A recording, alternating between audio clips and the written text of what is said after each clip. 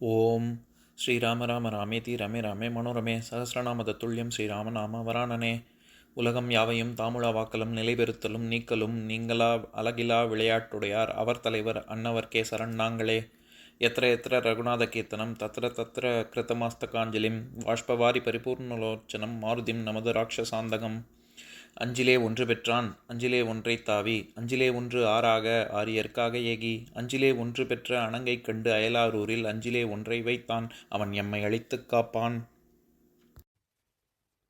இன்னைக்கு நம்ம கம்பராமாயணத்துல பாலகாண்டத்துல கார்முக படலத்துல 31வது பாடல் பார்க்க போறோம்.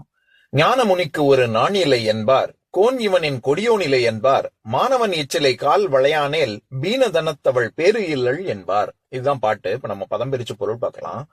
ஞான முனிக்கு, தத்துவ ஞானியான விஸ்வாமித்திரனுக்கு ஒரு நாண் இலை, சிறிதும் நாணமில்லை. உலகத்தவர் நம்மை பற்றி என்ன நினைப்பார்களோ என்ற எண்ணம் சிறிதும் இல்லாமல் இப்பெரிய வில்லை இச்சிறியவனை நாணேற்றுமாறு செய்தான் என்பார் என்று சில மாதர் கூறுவர்.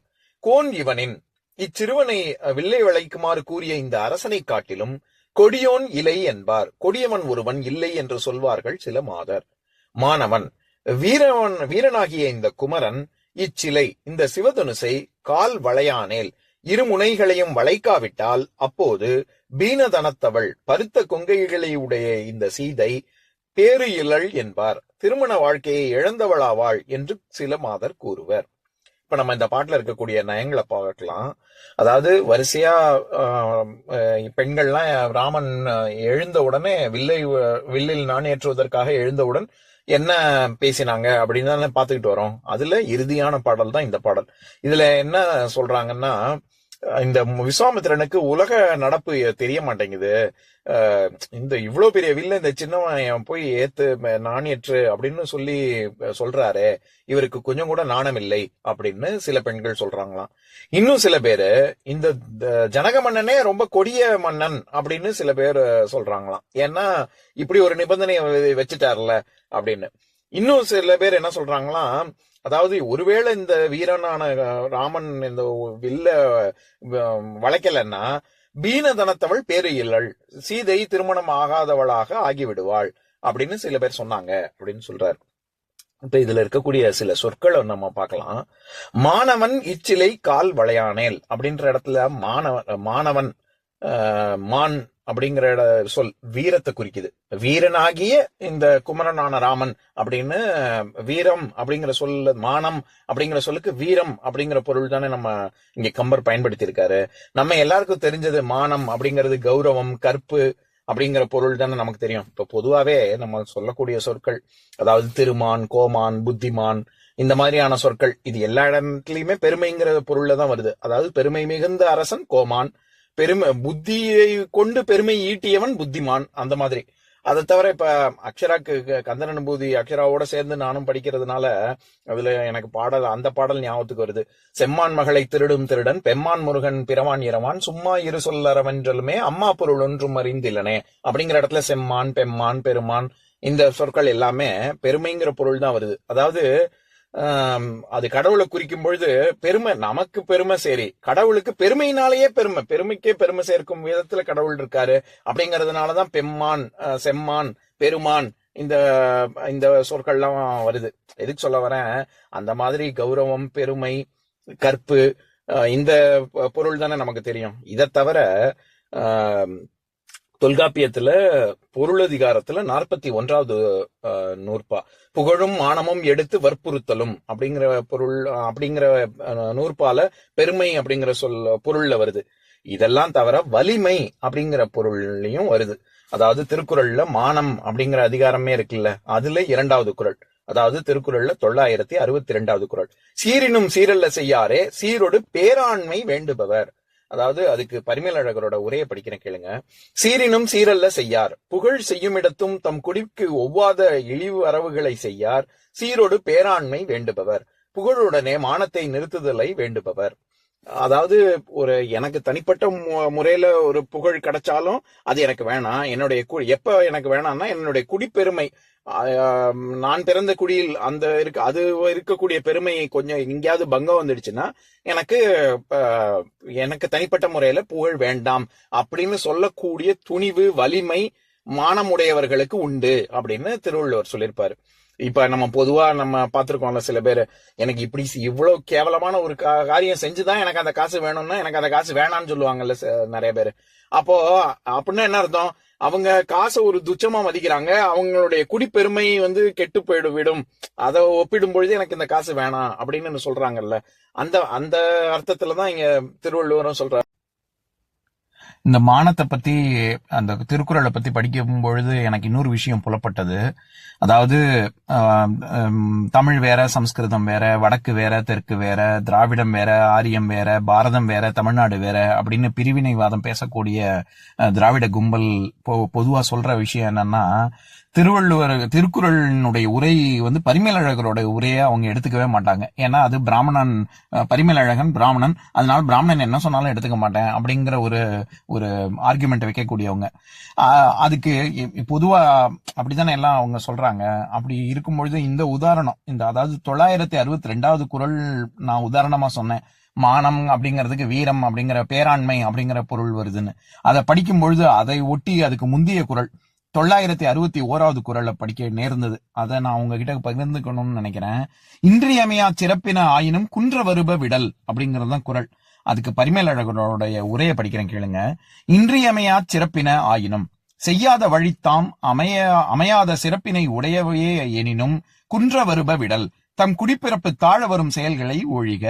அமையாமை இரத்தல் குடிப்பிறப்பு என்பது அதிகார முறைமையான் வந்தது. இந்த இடத்துல பரிமேலழகர் சொல்லக்கூடிய விஷயம் என்னன்னா, இறப்ப வரும் வழி இழிவந்தன செய்தாயினும் உய்க என்னும் வடநூல் முறையை மறுத்து உடம்பினது நிலையின்மையையும் மானத்தினது நிலையுடைமையையும் தூக்கி அவை செய்யற்க என்பதாம். அதாவது வடநூல்ல சம்ஸ்கிருதத்துல என்ன சொல்லப்பட்டிருக்குன்னா, உனக்கு ஒருவேளை இறக்கக்கூடிய தருவாய் வரும், இது செஞ்சா செத்துருவோம் அப்படிங்கிற ஒரு நிலைமை வந்துச்சுன்னா, அப்ப நீ தன்னை காத்துக்கொள்வதற்காக இழிவான ஒரு விஷயம் செஞ்சா கூட பரவாயில்ல அப்படின்னு சாஸ்திரம் சொல்லுது. அந்த சாஸ்திரத்தை மீறி இவர் என்ன சொல்றாரு, இந்த உடம்புங்கிறது நிலையற்றது, நிலையில்லாத தன்மை கொண்டது. ஆனா மானம்ங்கிறது நிலையுடையது, என்னைக்குமே புகழ், நீ இறந்ததுக்கு அப்புறமும் கீர்த்தி என்னைக்குமே இருக்கும்ல, அதனால நீ அதை கைவிட்டுறாதன்னு அது சாஸ்திரத்தையே மறுத்து இங்க சொல்றாரு அப்படின்னு சொல்றாரு. எங்கேயாவது சம்ஸ்கிருதத்தை உயர்த்தி பிடிக்கணும், தமிழை தாழ்த்தணும், அல்லது வடநூல் இது வேதங்களை குறை சொல்லணும், அதாவது உயர்த்தி பிடிக்கணும் அப்படின்னு நினைக்கக்கூடிய ஒரு ஆளாக பரிமேலழகர் இருந்தார்னா இப்படி இந்த மாதிரியான ஒரு சொல்ல பயன்படுத்துவாரா? வடநூல் முறையை மறுத்து அப்படின்னு இந்த மாதிரியான குறள்லாம் தான் எனக்கு ஞாபகத்துக்கு வருது, அதுக்காக இதை சொன்னேன். இந்த மாதிரியான குறள்லாம் தான் பரிமேலழகர் திருவள்ளுவரை எந்த அளவுக்கு மதிக்கிறார் அப்படிங்கிறதுக்கான சான்று. எதுக்கு சொல்ல வரேன், அந்த இடத்துல மானம் அப்படிங்கிற சொல்லுக்கு திருவள்ளுவர் கையாண்டிருக்கிற வார்த்தை என்னது? பேராண்மை வேண்டுபவர். சீர்மையும் வேணும், பேராண்மை வலிமையும், அந்த துணிவும் அவங்கள்ட்ட இருக்கும், மானமும் இருக்கும், துணிவும் இருக்கும், அதை நிறுத்தக்கூடிய ஒரு துணிவும் இருக்கும் அப்படின்னு சொல்ற இடத்துல வலிமைங்கிற பொருள் வருது. அதே பொருள்ல தான் இங்க கம்பர் கையாண்டிருக்காரு. மாணவன் எச்சிலை கால் வளையானேல் அப்படின்னா வீரத்தை உடைய இந்த ராமன் இந்த சிலையின் கால், நம்ம ஏற்கனவே பல பாடல்கள் முன்னாடி பார்த்திருக்கோம், கால்னாலே அது அடிப்பகுதியை, வில்லின் அடிப்பகுதியை குறிக்கும். நம்மளுடைய கால்களுக்கே கால்னு அதனாலதான் பேரு, நம்மளுடைய உறுப்புக்கே. அந்த வழக்கில்னா பீனதனத்தவள் பேரு இயலள் என்பார். பீனம் அப்படிங்கிற சொல், அதாவது தனம்னா மார்பகங்கள்னு அர்த்தம். பீனதனம் அப்படின்னா வெல் எண்டவுடு லேடி அப்படின்னு சொல்லுவாங்கல்ல இங்கிலீஷ்ல, அதாவது பெருத்த தனங்களை கொண்டுள்ளவள் அப்படின்னு. இங்க சீதை அப்படின்னு நேரா சொல்லாம பெருத்த தனங்களை கொண்டுள்ள இந்த சீதைக்கு பேரு இயலள் என்பார். திருமணம் நடக்காமல் போய்விடும் அப்படின்னு சில பெண்கள் சொன்னாங்க அப்படின்னு சொல்றாரு.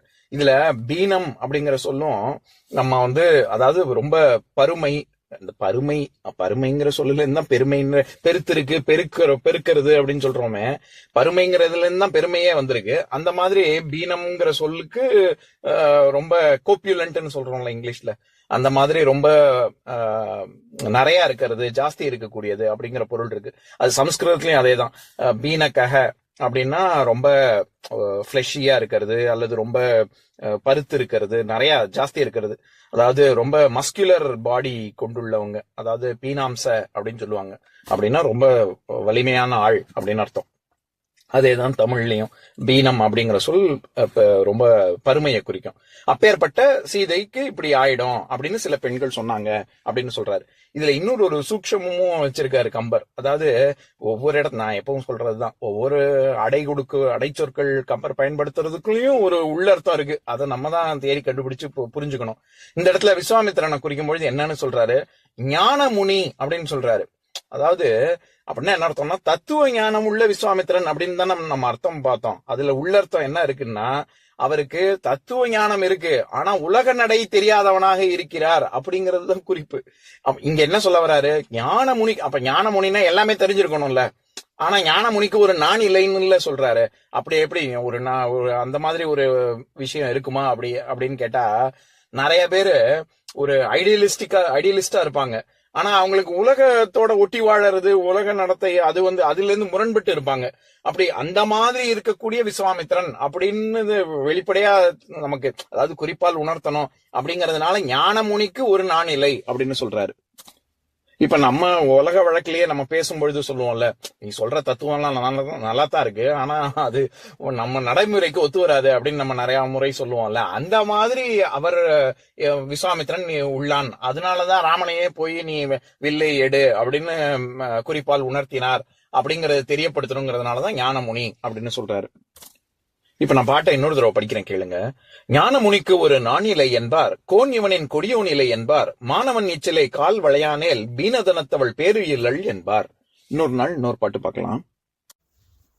ஓம் சாந்தாகாரம் புஜகசயனம் பத்மநாபம் சுரேஷம் விஸ்வாதாரம் ககனசத்ரசம் மேகவர்ணம் சுபாங்கம் லக்ஷ்மீகாந்தம் கமலநயனம் யோகி ஹிருத்யானகம்யம் வந்தே விஷ்ணும் பவபயஹரம் சர்வலோகைகநாதம். உம்பரோடு இம்பர்காரும் உலகம் ஓர் ஏழும் ஏழும் எம்பெருமான் என்று ஏத்தி இறைஞ்சி நின்று ஏவல் செய்ய தம்பியரோனும் தானும் தருமமும் தரணி காத்தான் அம்பரத்து அனந்தர் நீங்கி அயோத்தியில் வந்த வள்ளல். ஓம் பூர்ணமதః பூர்ணமிதம் பூர்ணாத் பூர்ணமுதஸ்யதே பூர்ணஸ்ய பூர்ணமாதாய பூர்ணமேவாவசிஷ்யதே. ஓம் சாந்தி சாந்தி சாந்திः. ஓம் சர்வேஷாம் ஸ்வஸ்திர்பவது சர்வேஷாம் சாந்திர்பவது சர்வேஷாம் பூர்ணம் பவது சர்வேஷாம் மங்களம் பவது. ஓம் சாந்தி சாந்தி சாந்திः. ஓம் சர்வே பவந்து சுகினः சர்வே சந்து நிராமயாः சர்வே பத்ராணி பஷ்யந்து மா கஷ்சித் துக்கபாக் பவேத். ஓம் சாந்தி சாந்தி சாந்திः.